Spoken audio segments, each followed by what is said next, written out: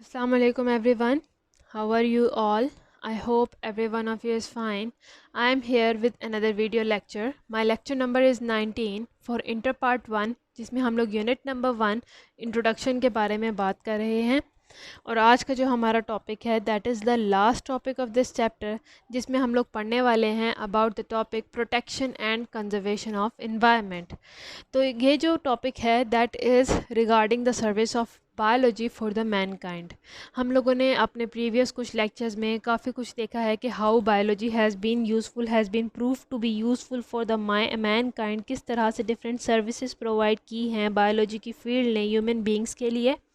तो उसमें हम लोगों ने डिफरेंट चीज़ों के बारे में पढ़ा कि डिसीज़ को कंट्रोल करने के लिए, ह्यूमन लाइफ को बेटर बनाने के लिए, ह्यूमन लाइफ की क्वालिटी को बेटर बनाने के लिए, फूड प्रोडक्शन को इंक्रीज़ करने के लिए, यील्ड को इंक्रीज़ करने के लिए, अपनी पसंद के करैक्टरिस्टिक्स को लाने के लिए, क्लोनिंग के लिए, हम लोगों ने ये डिफरेंट मेथड्स में बायोलॉजी की सर्विसेज को देखा कि बायोलॉजी एक इम्पॉर्टेंट फील्ड है कि हम लोगों ने इस फील्ड को यूज़ करके ह्यूमन लाइफ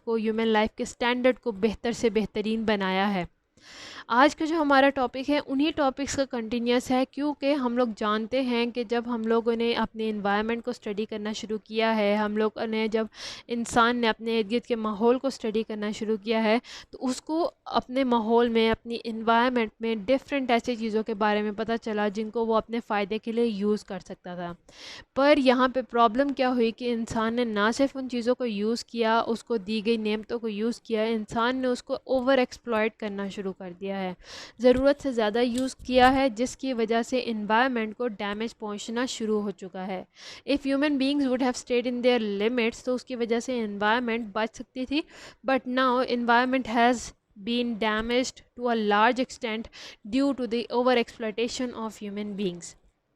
ज़रूरत से ज़्यादा चीज़ों को इस्तेमाल करने से, ज़रूरत से ज़्यादा रिसोर्स को यूज़ करने से जो है हमारी इन्वायरमेंट काफ़ी हद तक डैमेज हो चुकी है। हमारे जो नेचुरल रिसोर्स हैं, बहुत सारे ऐसे रिसोर्स जो कि नॉन रीन्यूएबल हैं, बहुत सारे ऐसे रिसोर्स जो कि रीन्यूएबल हैं, सब के सब को नुकसान पहुंचा है, उनको डैमेज हुआ है।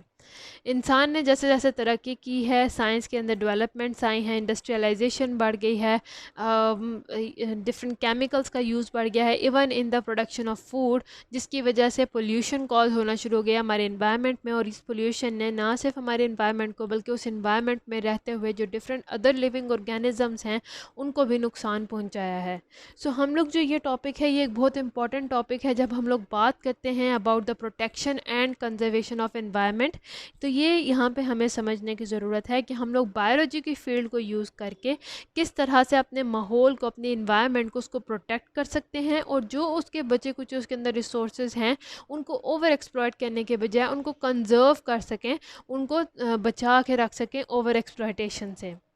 सो industrialisation has help man to raise the standard of living. तो यहाँ पे इंडस्ट्रियलाइजेशन हुई है, जैसे जैसे इंसान को अपने इर्द गिर्द की समझ आना शुरू हुई, इंडस्ट्रियलाइजेशन में इजाफा होता गया। इंडस्ट्रियलाइजेशन में अब फ़ायदा क्या था कि इंसान का स्टैंडर्ड ऑफ लिविंग तो इम्प्रूव होता चला जा रहा है, क्योंकि इंडस्ट्रियलाइजेशन से काफ़ी ऐसे प्रोडक्ट्स जो हैं बन रहे हैं, डिस्ट्रीब्यूट हो रहे हैं मैनकाइंड में, ह्यूमन बींग्स में, जो कि उसके स्टैंडर्ड ऑफ लिविंग को बढ़ा रहे हैं। तो एक तरफ तो इंडस्ट्रियलाइजेशन जो है ये फ़ायदेमंद है क्योंकि इसने स्टैंडर्ड ऑफ लाइफ को काफ़ी इम्प्रूव किया है, but on the other hand it has destroyed our environment, क्योंकि इंडस्ट्रियलाइजेशन की वजह से ओवर एक्सप्लॉयटेशन बहुत ज़्यादा बढ़ गई है, पोल्यूशन की प्रॉब्लम बहुत ज़्यादा बढ़ गई है, तो इसकी वजह से हमारी जो इन्वायरमेंट है वो डिस्ट्रॉय हो चुकी है। टन्स ऑफ इंडस्ट्रियल वेस्ट, इन इंडस्ट्री से निकलने वाले टन्स ऑफ वेस्ट को, एफ्लुएंट्स को, जो कि सॉलिड फॉर्म में भी हैं, लिक्विड फॉर्म में भी हैं, गैशियस फॉर्म में भी हैं, उनको अब रिलीज़ करना होता है। इंडस्ट्रियलाइजेशन में जब डिफरेंट प्रोडक्ट्स बनते हैं तो उन प्रोडक्ट्स के बनाने के साथ टन्स ऑफ वेस्ट और एफ्लुएंट्स भी बनते हैं इन इंडस्ट्रीज़ में। तो ये जो वेस्ट और एफ्लुएंट्स है ऑब्वियसली इंसान ने कहीं ना कहीं इनको डिस्पोज करना है, चाहे वो सॉलिड फॉर्म में है, लिक्विड फॉर्म में है या गैशियस फॉर्म में है। तो उनको डिस्पोज करने के लिए इंसान क्या करता है, सीधा सीधा इन वेस्ट को, ये टॉक्सिक भी हो सकते हैं, पोल्यूटेड भी हो सकते हैं, इन वेस्ट को सीधा सीधा वो इन्वायरमेंट में रिलीज़ कर देता है। अब इन्वायरमेंट में या तो वो सॉइल के अंदर इनको डंप कर देगा, लैंड के अंदर इनको डंप कर देगा इंसान, या वाटर के अंदर इनको डंप कर देगा, या फिर इंडस्ट्री से निकलने वाली जो ख़तरनाक टॉक्सिक पॉइजनस जो गैसेस हैं उनको एयर में रिलीज़ कर दिया जाता है। तो चाहे वाटर में रिलीज़ किया जाए, चाहे लैंड में रिलीज़ किया जाए या चाहे एयर में रिलीज़ किया जाए, इंसान जो है अपने इर्द गिर्द वाले माहौल को, अपने इर्द गिर्द इन्वायरमेंट को जो है डैमेज कर रहा है, उसको नुकसान पहुंचा रहा है। तो ये जो एफ्लुएंट्स हैं दे फ्रिक्वेंटली कंटेन साइजेबल अमाउंट यानी कि large amount of very toxic even carcinogenic materials. तो ये जो वेस्ट यहाँ से निकलते हैं इनके अंदर ना सिर्फ टॉक्सिक मटेरियल्स होते हैं जो कि टॉक्सिसिटी को प्रोड्यूस करेंगे, पॉइजनिंग प्रोड्यूस करेंगे, बल्कि कार्सिनोजेनिक भी होते हैं यानी कि ये कैंसर कॉजिंग है। तो एक तरफ ये जो इंडस्ट्रीज़ हैं ये तो हमारे लाइफ ऑफ हमारा स्टैंडर्ड ऑफ लिविंग को इंक्रीज़ कर रहे हैं, पर दूसरी तरफ ये ही हमारे बॉडी के अंदर मौजूद मुख्तलिफ़ बीमारियों को फैलाने के लिए और उन बीमारियों को का सबब बनते हैं यही वेस्ट मटेरियल्स, ये इंडस्ट्रीज़ ही। सो डिफरेंट मटेरियल्स हैं, डिफरेंट वेस्ट मटेरियल्स हैं, जैसे कि हैवी मेटल्स हैं, जैसे कि लेड वगैरह है जो कि हमारी ऑटोमोबाइल्स में से भी निकलते हैं। ऑटोमोबाइल्स यानी कि हमारी गाड़ियाँ, अब गाड़ियों ने हमें बहुत ज़्यादा सहूलत दी है, हमारी ऑटोमोबाइल्स ने, हमारी ट्रांसपोर्टेशन ने हमें बहुत ज़्यादा सहूलत दी है। हम बहुत कम टाइम में एक जगह से दूसरी जगह पर ट्रैवल कर सकते हैं, अपने सामान को पहुंचा सकते हैं बहुत कम टाइम में, बहुत कम रिसोर्सेज को यूज़ करके। पर नुकसान क्या है कि ये जो गाड़ियाँ हैं इनके अंदर से जो धुआं निकलता है that consist of the heavy metal, जैसे कि लेड है, इसी तरह टैनरीज में से क्रोमियम निकलता है। ये जो दो चीज़ें हैवी मेटल और इसके अलावा डिफरेंट अदर हैवी मेटल्स हैं जो कि हमारे इन्वायरमेंट में रेगुलर बेसिस पे रिलीज़ हो रही हैं, ये इंसानी सेहत के लिए, इंसानी ज़िंदगी के लिए बहुत ज़्यादा ख़तरनाक हैं। ये बहुत ज़्यादा ख़तरनाक बीमारियां कॉज करती हैं, इवन डेथ कॉज कर देते हैं ये हैवी मेटल्स अगर ये इंसान की बॉडी के अंदर प्रेजेंट हो तो environmental pollution has reached alarming level in some countries. कुछ कंट्रीज़ में जिसमें इंडस्ट्रियलाइजेशन काफ़ी हद तक है, वहाँ पे पॉपुलेशन बहुत ज़्यादा है, पॉपुलेशन को फीड करने के लिए, पॉपुलेशन की डिमांड्स को पूरा करने के लिए इंडस्ट्रियलाइजेशन भी बढ़ती जा रही है। और जितनी ज़्यादा इंडस्ट्रियलाइजेशन हो रही है वहाँ पे पोल्यूशन बढ़ता जा रहा है और इन्वायरमेंट जो है काफ़ी हद तक डैमेज हो चुकी है कि अब वो रिपेयर हो ही नहीं सकती। So this problem therefore needs to be addressed or soon it will be out of control. तो इस प्रॉब्लम को हमारा काम है, गवर्नमेंट का काम है, साइंटिस्ट का काम है, जो इंडस्ट्रियलिस्ट हैं उनका काम है कि वो इस प्रॉब्लम को जल्दी नोटिस में लें, इस प्रॉब्लम को जल्दी इसका सोल्यूशन कोई फाइंड आउट करें, कोई अल्टरनेटिव वे निकालें कि जिससे पोल्यूशन कम से कम हो सके। ये जो वेस्ट मटेरियल हैं, टॉक्सिक और कार्सिनोजेनिक वेस्ट मटेरियल हैं, ये इस हद तक प्रोड्यूस ना हो। और अगर जल्द से जल्द इस प्रॉब्लम को सॉल्व ना किया गया, इसको एड्रेस ना किया गया, तो soon this situation would get out of control. इस हद तक हमारे इन्वायरमेंट में पोल्यूटेंट्स का इजाफा हो जाएगा कि हम उसको रिड्यूस नहीं कर पाएंगे, हम उनको कंट्रोल नहीं कर पाएंगे और वो सारी अवाम में जो है ख़तरनाक बीमारियां फैलाना शुरू कर देगा,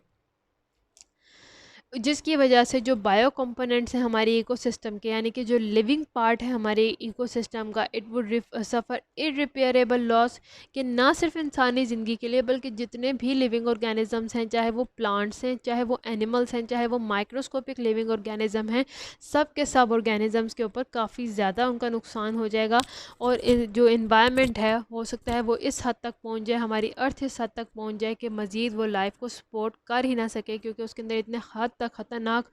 टॉक्सिक और कार्सिनोजेनिक मटेरियल इसके अंदर प्रोड्यूस होंगे कि जो भी लाइफ यहाँ पे प्रेजेंट होगी वो किल हो जाएगी, वो डेड हो जाएगी because of the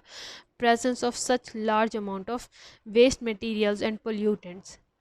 so biology ने has help mankind in attracting the attention to this problem. तो बायोलॉजिस्ट जब अपने इन्वायरमेंट को स्टडी करें, इन्वायरमेंट में रहने वाले लिविंग ऑर्गेनिज्म को स्टडी करें, तो जब उनका फोकस इस पॉइंट पे आया, उनका ध्यान इस पॉइंट पे आया कि ये इंडस्ट्रियलाइजेशन की वजह से किस हद तक नुकसान पहुंच रहा है हमारे इन्वायरमेंट को, हमारे इन्वायरमेंट की जो लिविंग कंपोनेंट्स हैं उनको, तो since then the biologist are striving to find the solution to set this environment right wherever it has deteriorated. तब से लेकर अब तक बायोलॉजिस्ट लगातार इस कोशिश में हैं कि वो अवेयरनेस कॉज करें, अवेयरनेस फैलाएं लोगों में कि किस हद तक ख़तरनाक है ये इंडस्ट्रियलाइजेशन का प्रोसेस। और वो तब सोल्यूशन भी ढूंढ रहे हैं, ना सिर्फ अवेयरनेस फैला रहे हैं, बायोलॉजिस्ट जो हैं वो साथ में सोल्यूशन भी फाइंड आउट कर रहे हैं कि किस तरह, कौन सा सोल्यूशन की मदद से ये जो इंडस्ट्रियलाइजेशन की वजह से इन्वायरमेंट को नुकसान पहुँचाया जा रहा है उसको रिवर्स किया जा सके और इन्वायरमेंट को रिपेयर किया जा सके। तो उसके लिए बायोलॉजिस्ट ने अभी तक ऑलरेडी जो है कहा है, और मतलब इंडस्ट्रियलिस्ट को, इंडस्ट्रीज़ को, कि जो एफ्लुएंट्स हैं, जो वेस्ट मटेरियल हैं, जो कि वो इन्वायरमेंट में खुलेआम डिस्पोज कर रहे हैं, उसको पहले ट्रीट करें। ट्रीट करने का मतलब क्या है कि उसके अंदर से मौजूद ये टॉक्सिक और कार्सिनोजेनिक जो मटेरियल्स हैं पहले उनको रिमूव करें, और फिर ये जो उसके ये जो अब बाकी का वेस्ट मटेरियल है जो इतना नुकसानदेह नहीं है, उसको फिर डिस्पोज ऑफ करें। So there are several ways of bioremediation, यानी कि रिमूवल या degradation of environmental pollutants by living organism. उन्होंने मुख्तलिफ बायो रेमेडिएशन का के सोल्यूशन दिए हैं कि किस तरह से हम लोग लिविंग ऑर्गेनिजम्स को यूज़ करके, क्योंकि बायो है मतलब कि लिविंग ऑर्गेनिजम्स को यूज़ करके इस पोल्यूशन के प्रॉब्लम को सॉल्व किया जा सकता है। इसके अंदर जो वेस्ट मटेरियल्स हैं उनको रिड्यूस किया जा सकता है। फॉर एग्जांपल उन्होंने कहा है कि algae it has been found to reduce pollution of heavy metal by absorption, के जो हैवी मेटल रिलीज़ हो रहे हैं हमारी इंडस्ट्रीज से, हमारी कार्स से, उसके लिए उन्होंने कहा है कि एलजी को यूज़ करें। वो एलजी बायो ऑब्जॉर्प्शन करके इन हैवी मेटल्स को अपने अंदर ले लेगा, जिसकी वजह से ये हैवी मेटल हमारे इन्वायरमेंट से एग्जिट कर जाएंगे और नुकसान नहीं पहुँचाएंगे।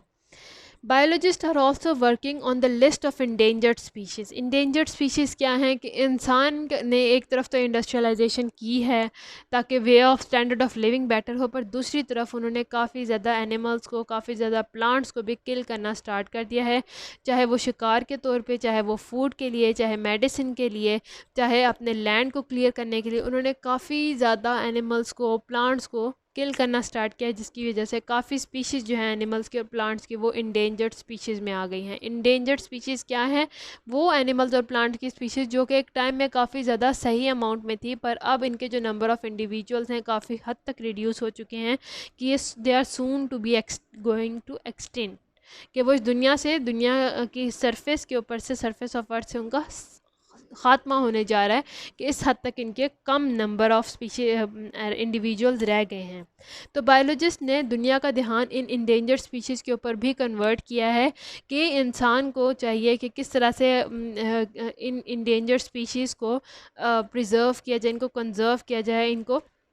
इनकी जो तादाद है, इनकी जो पॉपुलेशन, उसको बढ़ाया जाए ताकि ये ख़त्म ना हो जाए। They have therefore stress the need for their protection. उन्होंने डिमांड की है कि ये जो इंडेंजर्ड स्पीशीज़ हैं या फिर soon to be endangered species हैं, उनको प्रोटेक्ट किया जाए, उनका खुलेआम शिकार ना किया जाए, उनको बेवजह मारा ना जाए, ताकि उनके जो स्पीशीज़ है, इनका जो इंडिविजुअल नंबर है वो मेनटेन रह सके। इसके अलावा जो इन्वायरमेंटल पोल्यूशन है, ये भी एक नेशनल प्रॉब्लम है पाकिस्तान की। हमारे रिवर्स हैं, हमारे कैनाल्स हैं, they are already highly polluted because of the presence of city sewage and industrial waste. कि ना सिर्फ हमारी रिवर्स में, हमारे कैनाल्स के अंदर इंडस्ट्रीज़ का वेस्ट जा रहा है, बल्कि हमारे घरों का जो वेस्ट मटेरियल है, जो गंदा पानी है, वो भी इन्हीं के अंदर बहाया जा रहा है। तो जो पाकिस्तान के अंदर जो लाइफ है फ्रेश वाटर की, it is also towards decline, क्योंकि उसके अंदर इतने वेस्ट मटीरियल ऐड किए जा चुके हैं फ्रेश वाटर के अंदर, कि फ्रेश वाटर के अंदर रहने वाले जो लिविंग ऑर्गेनिजम्स हैं उनकी लाइफ ख़तरे में पड़ गई है। वेस्ट मटीरियल्स के अंदर टॉक्सिक सब्सटेंसेस हैं, वो जाके उन एनिमल्स के अंदर जो एक्वेटिक ऑर्गेनिजम्स हैं, फ्रेश वाटर में रहते हैं, उनकी बॉडीज़ के अंदर जमा होना शुरू हो चुके हैं और पॉइजनिंग कॉज करना शुरू कर दिया, जिसकी वजह से काफ़ी जो लाइफ है फ्रेश वाटर की, उसकी डेथ भी हो चुकी हुई है। Fish population have been most adversely affected. Fish की पॉपुलेशन काफ़ी हद तक नुकसान का सामना कर चुकी हुई है, और इन सब चीज़ों को अगर रोकना है तो ज़रूरी है कि we should take protective measures as soon as possible, कि जितनी जल्दी हो सके हम वो प्रोटेक्टिव मेजर्स का इस्तेमाल करना शुरू करें जो कि हमारे इन्वायरमेंट को बचा सके, जिसमें इंडस्ट्रीज़ जो हैं अपने वेस्ट मटीरियल में से पहले जो ख़तरनाक सब्सटेंसेस हैं, टॉक्सिक सब्सटेंसेस हैं, कार्सिनोजेनिक सब्सटेंसेस हैं, उनको पहले रिमूव करें वेस्ट मटीरियल में से, फिर वेस्ट मटीरियल को डंप करें, बायो रेमेडिएशन का इस्तेमाल करें, इंडेंजर्ड स्पीशीज़ को बचाएं, पाकिस्तान के अंदर से पोल्यूशन को ख़त्म किया जा सके।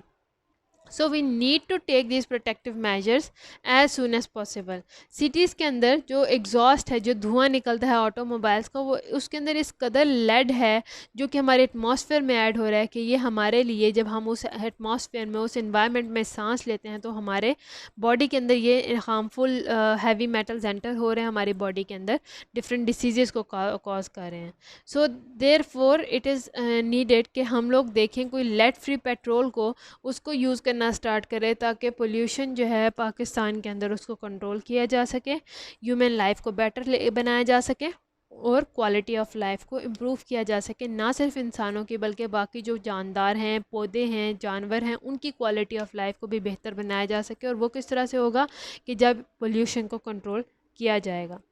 तो ये था मेरा आज का लेक्चर, जो कि लास्ट लेक्चर था इस सब्जेक्ट का, इस चैप्टर का। उम्मीद है आपको इस चैप्टर की समझ आई हो। अगर यहाँ इस चैप्टर में कोई भी प्रॉब्लम है तो आप मुझसे कमेंट सेक्शन में डिस्कस कर सकते हैं। I am here to help you out and see you soon in my next video. Till then, अल्लाह हाफिज़।